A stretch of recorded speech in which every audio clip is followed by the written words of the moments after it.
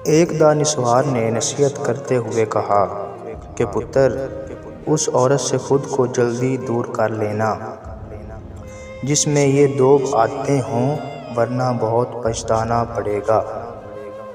एक, जो लालची हो। दूसरी, जो दूसरे मर्दों में दिलचस्पी रखती हो। दुनिया के तमाम खेलों में सबसे बुरा खेल मोहब्बत का है, और सबसे ज़्यादा झूठ, मकारी और धोखा भी इस खेल में होता है। आज का इंसान सिर्फ मकान में रहता है, उसका घर ख़त्म हो गया है। मोहब्बत में महबूब की खुशी को अहमियत देना मोहब्बत को साबित करता है। कितनी अजीब बात है ना, मोहब्बत को साबित भी करना पड़ता है कि मोहब्बत है। ये जो मोहब्बत है ना, ये इतना नाजुक जज्बा है कि एक धागा खींच लें तो सारी मोहब्बत उधड़ जाती है। हमारी गैलरी में पड़ी तस्वीरें धमक का समान हो रही हैं।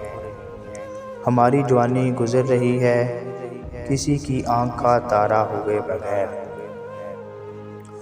ना कदरी करने वाले खाली हाथ रह जाते हैं, क्योंकि मोहब्बत की कोई ख़ज़ा नहीं होती। रेज़ा रेज़ा करके बिखर देती है बेपरवाह लोगों से बेपनाह मोहब्बत।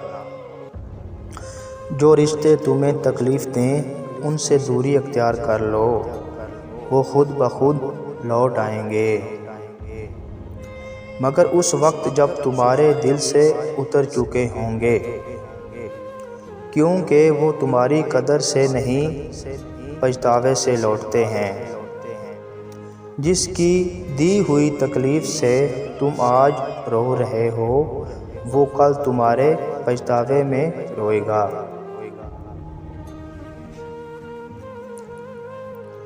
अपनी ख्वाहिशात की तकमील, बेलौस मोहब्बत और इज़्ज़त। औरत मर्द से सिर्फ़ इन 3 चीज़ों की तलबगार होती है।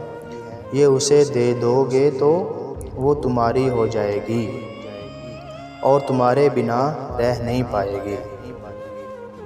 कमज़ोर, अनापरस्त और ख्वाहिशों के अमीर इंसानों को आज़माने से बेहतर है अपना ज़ब्त आज़मा लो।